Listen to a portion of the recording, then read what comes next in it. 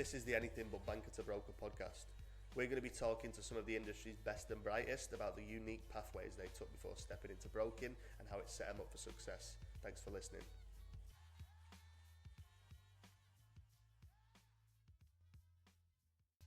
Hey everyone, so today's guest again, we're going back down the south coast, back to Vincentia. I called it Vincentia last time I had old mate, our boy Marcus on. But we got Joe Mascaro here today. So Joe's got a pretty unique past. He working at Aussie at the moment as a broker, but he's also at the same time, and prior to doing that, he was also the principal and franchisee of an Aussie Post franchise. He likes to keep himself busy out of work. He loves a good roll on the mat.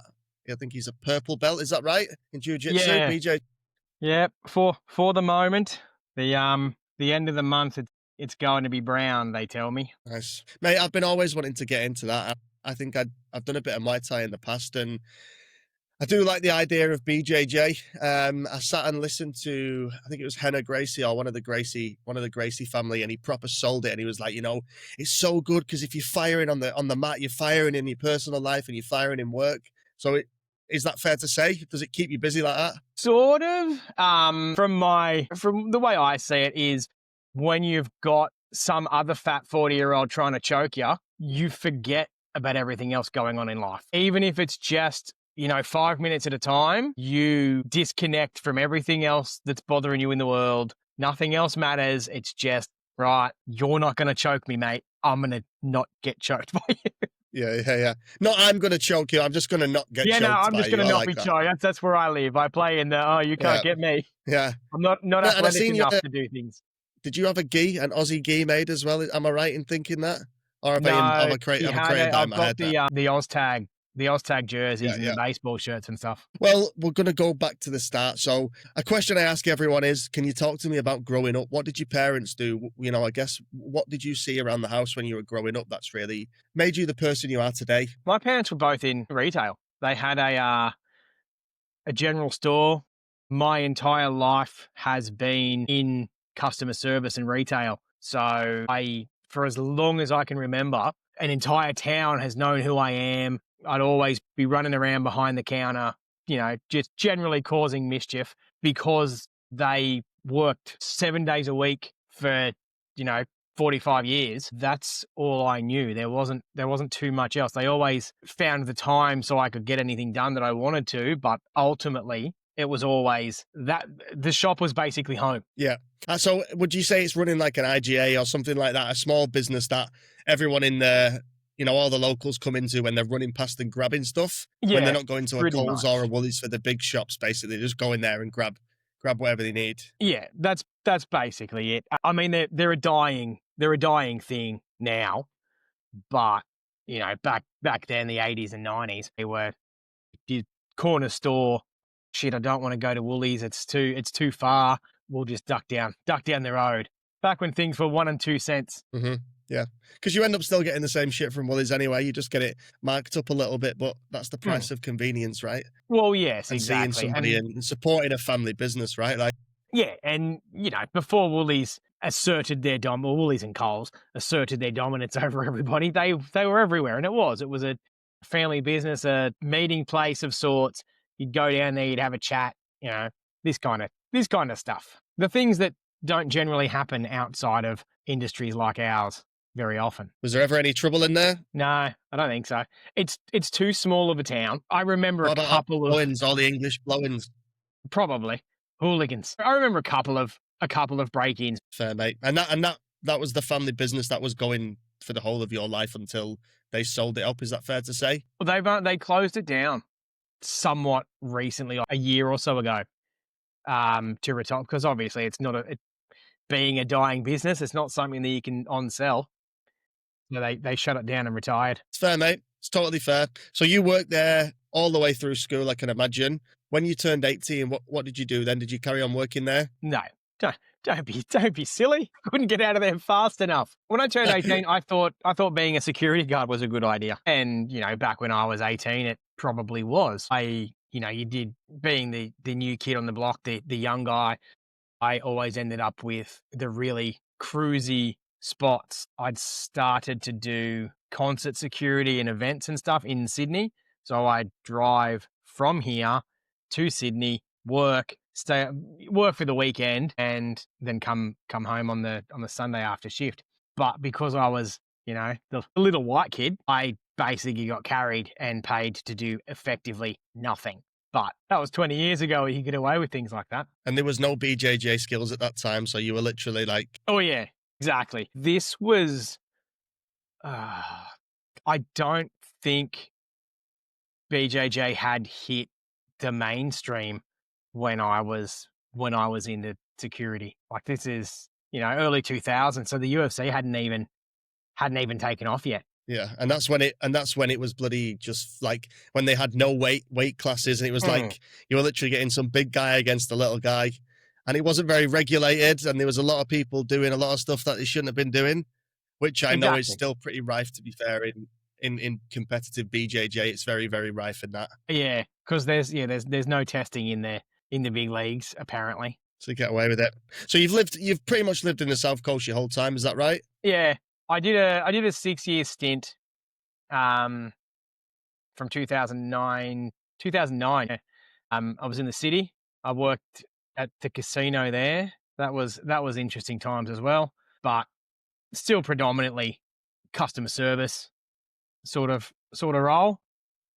It was a nice change, but you know what they say about the grass always being greener, because the whole time I was there, all the nightlife and all the things, I'm going to go to Sydney, I'm going to do all this cool stuff. I didn't do any of it. You work and you sleep. Were you working at the Star? Is that where you worked? Yeah. Before all That's the had its heyday, I think, hasn't it? Yes, it was. That was the beginning of the end when I jumped that ship. Yeah, mate. That's casinos for you. That's casinos. I mean, Crown down here obviously does very, very well, but I think that's a completely different model. When you were growing up in that grocery store, what lessons did that teach you from a very early age? Like, obviously seeing your mum and dad grafting it 7 days a week, what did that really teach you, I guess? Effectively, that I didn't want to be doing it. My big gripe with the situation I'm in at the moment is my time is dictated by somebody else, and that's not really what I'm about anymore. Like, as far as this post office goes, and I know I'm skipping ahead, but the post office goes, I have to be there until 5 o'clock. Like, there's no, I've got to just duck out and do this thing, because that's just not how it works. Whereas with broking, I found when I haven't, well, even now when I've been at the post office, I've still been able to lodge deals after you talk to people during that very limited window that you have, and you lodge their deal. Now when everything's settled down after dinner, you stay up late to get it done. So I think the work ethic. Yeah, well, I can imagine with the post office, like when you're doing the franchise agreement, that's what you're signing on the dotted line of. Like, you are signing to say, yeah, you're running the business as your business, but you're doing it with our branding, and you're committing that you're going to be there to serve the community as a post office, right? Yeah, exactly. I'm going through a sale at the moment, and basically the girls that work there just gradually petered off. So I was, when I came back full time, and one of the last remaining girl basically decided she had had enough and she was leaving. So I had to organise with Post to close for lunch. Not really for lunch, more of so I could catch up on all the work that I couldn't do otherwise. But the amount of hoops I had to jump through to get that done was astronomical. And it had to be, I couldn't get... Well, let's go back, Joe. So let's talk about before the headaches and the heartaches of running the post office. What even inspired you to do it in the first place? Timing, I think. Being that I'd grown up in retail, the guy before me had the post office for 16 years. So everybody knew this guy. He was an absolute pillar of the community. And it was just the opportunity. The whole thing happened because my dad ran into him at Coles, and they just got talking, and he's, oh, how's the post office? Oh, yeah, I'm selling it. 2 days later, I had finance organised and I was buying it. But coming from a much smaller post office, because we had a post office as well, it just felt natural. It felt like natural progression. I'll go from this small one where mum and dad are in charge to this other operation where it's mine. It's entirely mine. So it just felt like a natural progression. So your mum and dad had a general store, and it'd be like one of your tabs, your lottos. You go in there, you've got your lottery, you can get your scratches, you get whatever you want. And then at the back of it, there's a post office, a little one. Is that right? It was a little post office, a liquor shop, pizza shop on and off, grocery store, news agent. It didn't have Lotto though. That was one thing that it definitely did not have. I was going to say it's almost a pillar of the community. Yeah. Without But the opportunity to be a millionaire, maybe. Well, yeah, by selling the land. But, a 7-day-a-week job moving into a 5-day-a-week job also. So that was a big one. So you didn't have to open on Saturdays, is that right? No. I tried to. Yeah. It cost me more to advertise the fact that I was open on Saturdays than I took the whole time I was open on Saturdays. And I got rid of that as soon as I could. Fair. It's totally fair, man. So how does that arrangement work then? So you own your own sort of the business and the brand, and then that's what you're selling off essentially is the rights to the business. That's how it works. Yeah, effectively. It's mostly goodwill. Like there's no trail book calculation or anything that they can do with that. It's effectively goodwill and past results. Yeah, makes sense, man. And I can imagine, especially going from a franchise post office to a franchise broking business, right? You're dealing with, I can imagine there's a lot of crossover with the type of people that you deal with if it's both serving the community. Is that fair to say? Yeah. As far as the franchise goes, it's, do what we say, advertise the way we tell you, answer to us about anything you want to do. But it sort of felt very, very similar. And how long have you had that for in total now? The post office, 2019. So I took over pre-COVID. Yep, that's where I took over in just pre-COVID. November 2019. Within 2 weeks of me taking that post office over, the whole state was on fire. So those bushfires were within a couple of weeks of me buying the business, and 6 months after that was COVID. I think there was floods in there as well somewhere. There was. I just moved. Well, I'd not just moved over. I moved over here in December 2018. But I'd moved down to Sydney in September of 2019. Yeah, things went to shit, man. I remember I was stood at Circular Quay, and like that's when the bushfires were on, and the sun, like you just couldn't see it in the sky. Yeah, and everything was red. Yeah. And then, if I was a biblical man, I would have told people the rapture was coming. Like, that's how bad it was. Yeah, that's exactly how it looked. And there was floods in as well. Like I remember standing out front of this major purchase I just made, and I could see flames. I'm like, oh dear, what is going on? So that was a double harrowing experience. Mate, I think you couldn't have bought I'm going to make a jump. I'm going to make an assumption here. You couldn't have bought a safer asset at the time. Is that fair to say? Because the post office is the post office. Absolutely. Things have to move. Through COVID, my life wasn't affected at all. We still went to work because the wife's a nurse. She still went to work. So I was talking to people recently about how they used to train by themselves during COVID and do video classes and everything. And I don't have those memories because I still went about my life like it was nothing. So it was very, very lucky timing in that sense. What was you doing before? Before the post office? I was back with mum and dad. So I left the city, and I came back here and basically just reset everything and went back to, aiming to take over this general store. And then the post office came up. I'm like, well, that'll do me. And I think, it made sense, right? Like, whilst it's quite a romantic idea to take the parents' shop off him, take your parents' shop off them, sorry. Like, I feel like it does make sense for you to step out and do your own thing because, and we'll talk about this as well, you probably still would be doing the general store now. Yeah. Had you not taken the post office. I would assume so, yes. Now, let's start to look at this transition into broking, right? So, I know you're in a community, you're in a fairly small place, everybody knows each other, right? And that Aussie franchise you're working for, you will have seen that since the day you can remember. But when did that day come where you decided, you know what, maybe I might look into doing that as a career path? Well, the franchisee, now this is of Nowra at this stage because Vincentia didn't really exist, was Dad's broker through because he works in a commercial thing as well. So he was Dad's broker, and they became friends because I guess it's what 60-year-olds do. They became friends, and you know, from what I pieced together after I actually signed up, apparently he was trying to get me in as a broker for years prior to my actually committing to the idea. I'm not really sure why, but he was actively hunting me from what I've been told. And then one day it just seemed like a good idea. Again, opportunistic. They'd opened Vincentia and they needed a body. Like, oh, that seems like a good idea. I'm sick of the post office now. And then went and played that game.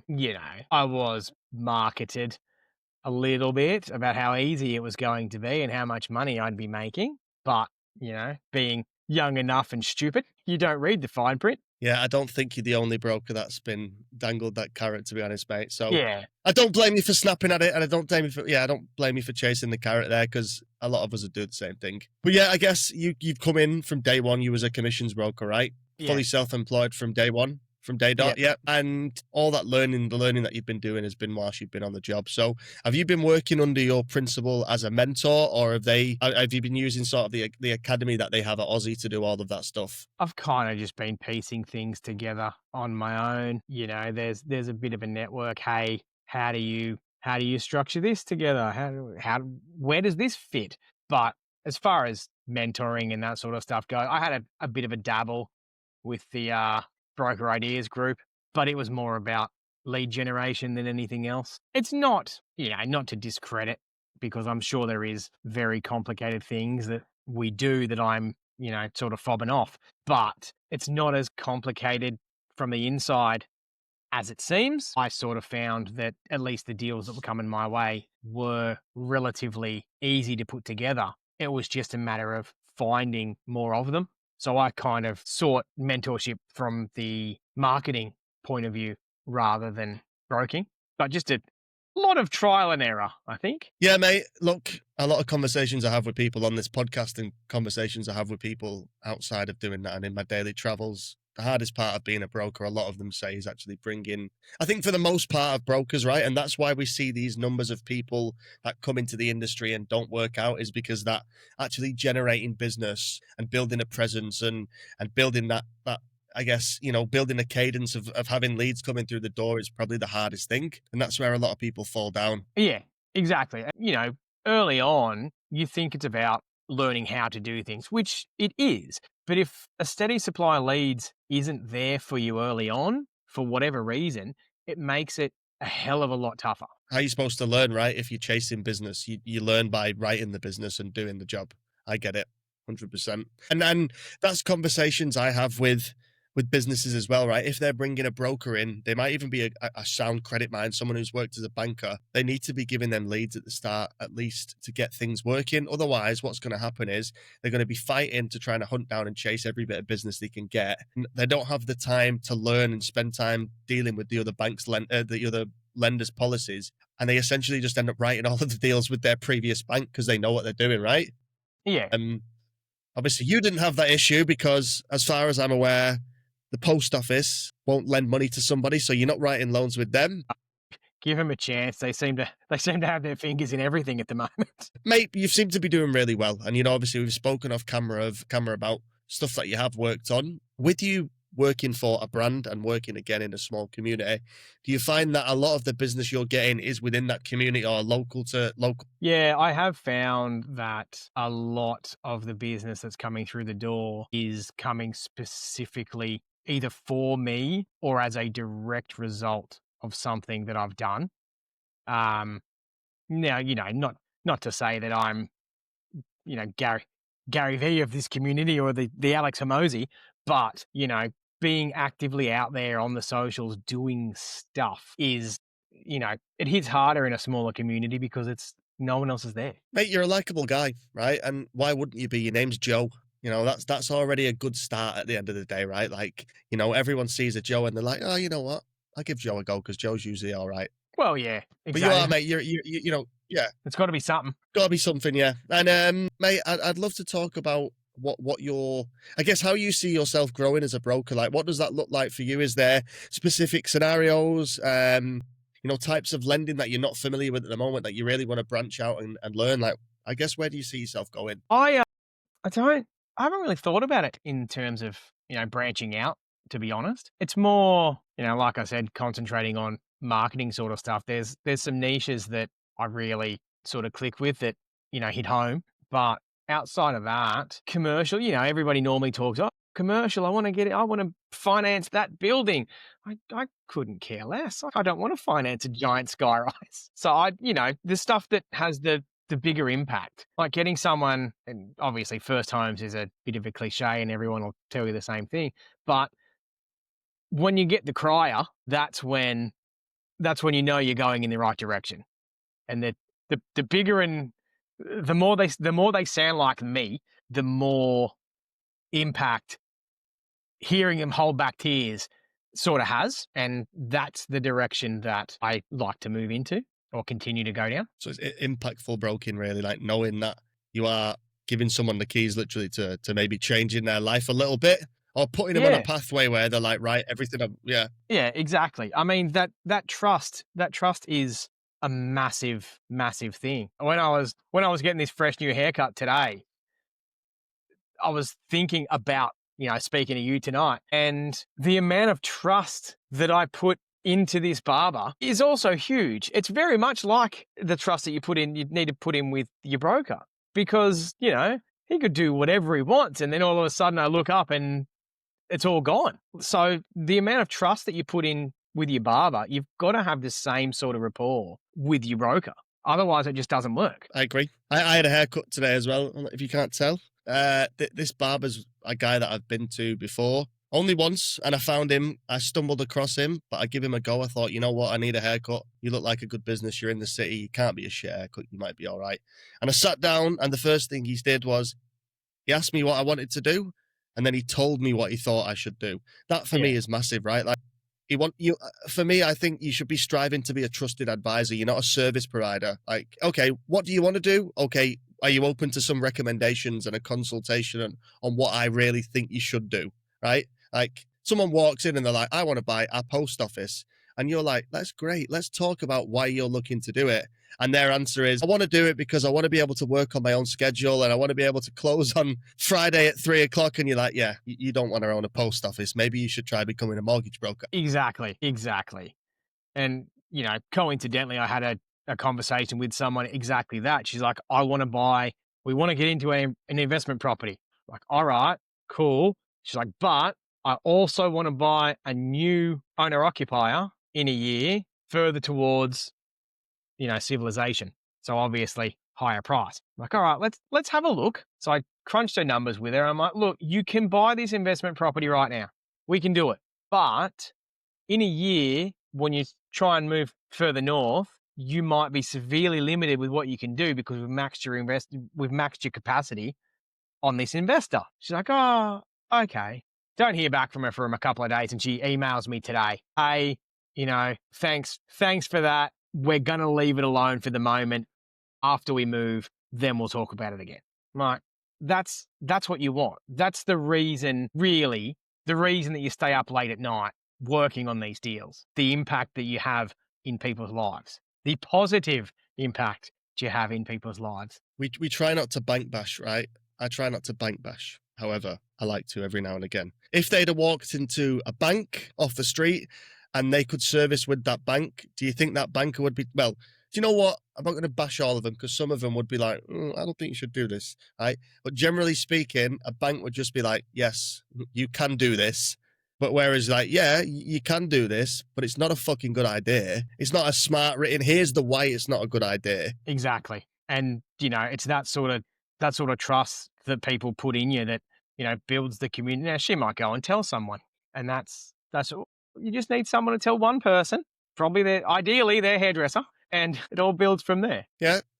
Some interactions create customers, some create clients, and some create bloody advocates, right? That's the reality of it. If you approach everything with the right intentions, even if it doesn't come off as a transaction, as a sale, as whatever you want to call it, you might actually leave that person with value that turns into the biggest advocate you could ever have. Yeah, exactly. That's why, aside from the money, which obviously isn't as great as everybody makes out that it is early on, it's the impact in people's lives that keep me coming back every day. Like working at the post office all day and then coming back afterwards and putting deals together, shooting emails back and forth. It's the positive impact on lives that give you it's the why. That's the sort of stuff that makes you want to sell the post office, right? I can imagine. Well, yeah, because you're not having that sort of an impact in the post office. You can stop people from getting scammed with those scams that are going around at the moment, but that's not quite the same impact.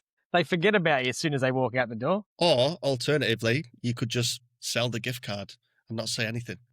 Well, even Yeah, no, then, I'm when you joking. try, they some of them just don't want to hear it. They're Like, no, there. no. My grandson has told me that I need the gift card buy, and it's like, what are you purchasing from your grandson? I'm purchasing. It's not that I'm purchasing. Basically, I spent $2,000 on PayPal. So hang on a minute, this doesn't sound right. Yeah, it's. I had one a couple of months ago. This is very off topic for what we should be talking about, but I had one a couple of months ago, and something went wrong with the gift card, and it didn't register, or I don't know what happened, but it didn't work. And they came back, and he says to me, "Look, something's wrong with this gift card. It's not active. They're saying it's not activated, and they're really going off about it." I'm like, "What do you mean they're going off? Who are you buying this gift card for, mate?" And it's, the Mrs. Rah, rah, rah, she's doing something, and they're really going on. Like, he didn't really want to answer the question, but they're really getting angry that it's not activated. I'm like, all right, let's have a. And I had a look, and I don't know what happened, but it didn't activate. But I had his money. It was $500. Like, oh yeah, there it is. There's an extra $500. This must be yours because I can't see the transaction. I've got his cash, and I've handed it to him, and I've gone, look. You can treat this as winning the lotto. You can't say, man, my impact. You can treat this as winning the lotto. I've just saved you $500. Just whoever it is you're buying this for, stop talking to them because they're scamming you. Like he's old, he'd be in his 80s. And I handed him the $500 and he just stood there and stared at me. I'm like, I've got you your money back. That's yours. You earned that. You keep it. But if you want me to sell you the gift card, I will. And he hands the $500 back to me. He says, I want the gift card. There are some people that won't be helped, but, at the same time, there are others that will. Yeah, I mean, we did go off topic there, but we kind of didn't because it is relevant to your job as a post office franchisee, right? And the pitfalls and the heights of that. Mate, those scammers make me sick, to be honest. Like, how the fuck can they prey on old people like that? You know what I mean? Like, it's mad. Like, they sit there ringing. Yeah, I mean, we're going off topic now. They sit there ringing all these vulnerable people up. Well, let's segue back, right? Because brokers don't do that. What brokers do is they actually call people who they might be able to help. And if they can't help them, the good brokers move on. Coming back to moving forward, mate, and what the future looks like for you, like, you're going to have a lot of time back in your day, realistically. Are you going to be trying to fill that time with as many deals, as many solutions that you can provide? Well, yes, I think so. After the harrowing experience I've had selling this bloody thing, I'm going to have a rest and not speak to anybody for a while if it comes to fruition. But once that's done, yeah, I think that going whole hog back into broking is the way forward. I've got some pretty out there marketing ideas that have started to gain some traction, again, locally. But, if we can expand outward, that'd be nice too, because, there are a lot of people out there that just have no idea. They know that they don't want to be renting anymore, but they've got no idea how to go about it. And, like you said, you go into a bank, you see some bloke in a suit. If they don't say something that really resonates with you, you're not really going to listen to what they're saying. If they don't speak your language, now I've got a collared shirt on now, which is not the norm, but post office rules. But, being down to earth and speaking to people like they're your mate, not just a transaction. That's, and on a much lower volume of people, it's a lot easier to talk to them for longer. Because you have to, you want to, not even you have to, you want to get to know people, right? Yeah, exactly. You get to build context before you start asking for bloody fact finds and documents, right? I feel like if you're in a high volume banking role where the goal is to sell as much as you can or draw down, whatever they call it in that industry, I feel like some of the biggest connection they build with a lot of people is bloody looking at the documents as they come in, right? Because they don't have the time. So I think that's why broker is really flourishing the way that it is. And yeah, I had that conversation, what we just talked about earlier today with somebody. People want to deal with people. And you walk in, if you're a certain type of person, you might be a couple that very, very not vanilla, but good salary, both of yous. You could walk into a bank off the street, you'll get a loan. For some people, it's a lot more complex. For some people, that there requires a lot more context as well to it. Yeah, exactly. I've just settled one for she worked at the before and after school care, whatever that is. She'd been knocked back 3 times in a matter of months just by people that either thought by, shady brokers perhaps, you're not worth enough money, so I'm not going to put any effort into you. But she got knocked back, sorry, 3 times. She got knocked back twice. I was her third stop. And because she had everything ready, 2 days after we met, she was approved. And it wasn't enough to buy, in the Sydney CBD, but it was enough to get her what she wanted, and that was out of her parents' house. And that's what you do. That's where you are. Much like the scammers with the post office, I'm sure that there are dodgy brokers that, if you're either not going to settle enough, you're too complicated or whatever, they're gonna, oh no, you can't do anything, go away. But the hard ones are where you make the real impact. They're the advocates, right? People that she's been knocked back by 3 other people and she comes to you and you get the deal done. Like, it shows that you care. It shows that you're willing to invest the time, but it also shows that you don't give up and you'll find a solution. Yeah, exactly. And, they're most likely the ones where you've put in that sort of effort and built that rapport, they're the ones that are going to go and tell everybody. Whereas the ones where they feel like a transaction, they're going to get the job done. And then first chance that comes along, first cheaper rate that comes along, they're going to refinance you. Mate, I just want to say, as we wrap up, thank you for coming and doing this with me. Always a pleasure to chat to you. And like I said to our mate as well, Marcus, if I can get down to the South Coast, if I can get to Sydney, which I'll be going into first, I'll be coming down to see you boys, no matter if I have to drive down and I've only got a day and I spend 4 or 5 hours driving or whatever it is. But I wanted to ask you one last thing before you go, mate. So, look, I hope the settlement finally comes through because we've had to push this back a few times. But when that comes through, mate, what are you going to treat yourself to? Because I think you obviously deserve to do something. I went to Canberra for the long weekend, and the caravan park we stayed at backed onto Mount Bruce or Bruce Mountain or something to that effect. And it was full of mountain biking tracks. I went out once and I came back and went, I need one of these. I need one of these mountain bike jobs. So that is the first thing that I'll be doing when this settles. I'll be buying a ridiculous mountain bike that I don't actually need to invest in yet another hobby that will more than likely cause me serious physical damage to add to the collection. Yeah, sounds about right, mate. Like, you're not far off a midlife crisis, so why not? Exactly. I mean, between jiu-jitsu and mountain biking, I've got to break something sooner or later. Yeah, correct. Otherwise, I'll have to take up soccer. How close to Kosciuszko are you? Very far. Kosciuszko's in... Is it? South Australia, I think, isn't it? I am not terribly geographically minded. We drove there from Melbourne and we came past Canberra. So really, just have a look. Yeah, it's not. Well, yeah, geography definitely isn't my strong suit. You've busted me there. Vincentia, you are, aren't you? Yeah. Oh yeah, so it's a 4-hour, 55-minute drive, right? Which for you Aussies is nothing, mate. Get a mountain bike and go there during summer. Or the spring. Just go there in the summer. When the snow melts, everything just turns into a downhill mountain biking track. Well, yeah, I've noticed that. It's not something I really looked at previously, but from what I can piece together, all of the snowfields everywhere are snowfields in the winter and mountain biking trails in the summer. Correct. Yeah. And for me, that's like 2 seasons worth of trouble where I could literally end it, but it's a good fun. It's very good fun. Exactly. And that's the problem. It's good fun. Well, there's worse ways to go. That's all I can say. And on that note, mate, I just wanted to say thank you for jumping on and doing this. Always a pleasure. Thank you, Joe. Beautiful. Thanks, Joe. Take it easy, mate. See you soon. All right, mate. See ya. See ya.